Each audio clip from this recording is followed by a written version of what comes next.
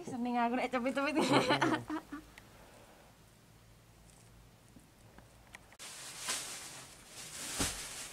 Nek saya plastik resep butuh. Tapi produk-produk Ya tunjuk itu. Nah. Lagi sebagai merek kan tuh.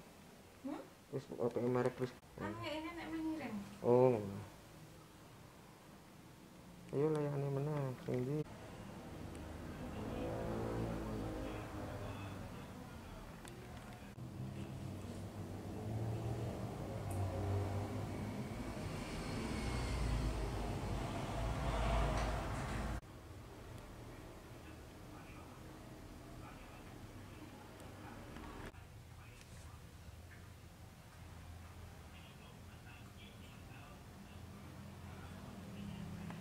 Jin payu.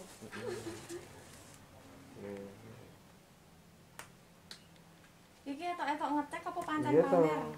Sombong. Oke. Dewe iki wayahe sombong. Oke. Harus Waduh karo ini dos. Nah. Kira-kira kok disalah dhewe, Mbak. nanti tak giniin. Ya.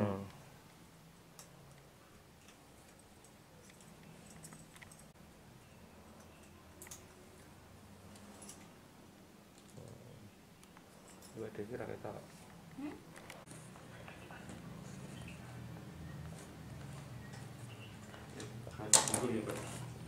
Iya, ngecek. Kamu tuh tak dulu. Oh, foto. Kalau dulu Mbak. Bentar, Mbak.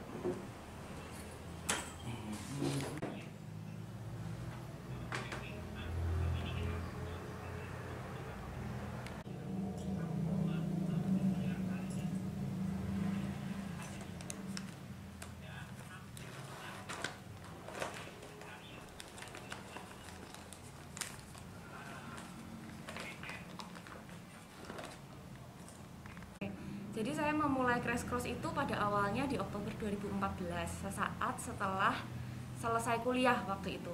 Nah, karena memang saya suka untuk berkerajinan tangan dan saya melihat sendiri, maksudnya ada banyak limbah plastik atau kresek-kresek itu yang saya kumpulkan sendiri di kamar kos. Lalu saya pikir untuk coba membuat sesuatu.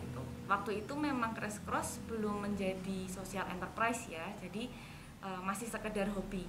Nah, dari situ saya mendapatkan feedback positif dari teman ataupun keluarga yang membuat saya berpikir, kenapa enggak sih saya membuat si limbah plastik ini jadi usaha juga gitu loh. Nah, saya kemudian belajar tentang plastik, plus minusnya, dampaknya tentang kepada dunia kita, terus apa sih yang hal-hal yang berhubungan dengan social enterprise, karena saya nggak cuman pengen membuat sebuah bisnis, tapi satu usaha yang memberikan dampak positif untuk lingkungan dan juga sosial di tempat saya ini. Nah, kebetulan saya kan waktu itu setelah balik dari Surabaya ke Ambarawa, ada beberapa ibu-ibu yang juga mau untuk join bekerja bareng di Crash Cross. Nah, di sini kita memulai Crash Cross menjadi sebuah wadah yang bisa mewadahi karya-karya kita semuanya. Ya nggak cuma berkarya, tapi kita juga bisa mendapatkan income yang cukup dan juga tetap punya waktu bekerja yang fleksibel, sehingga ibu-ibu ini tuh masih punya waktu untuk keluarga mereka juga.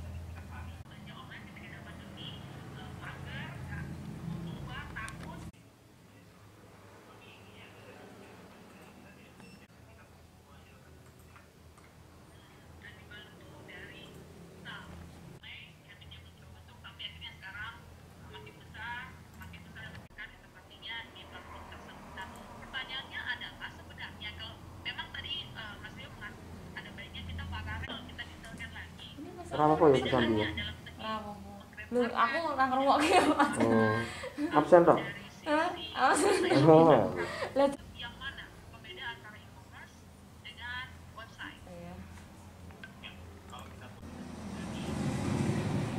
gedenya sih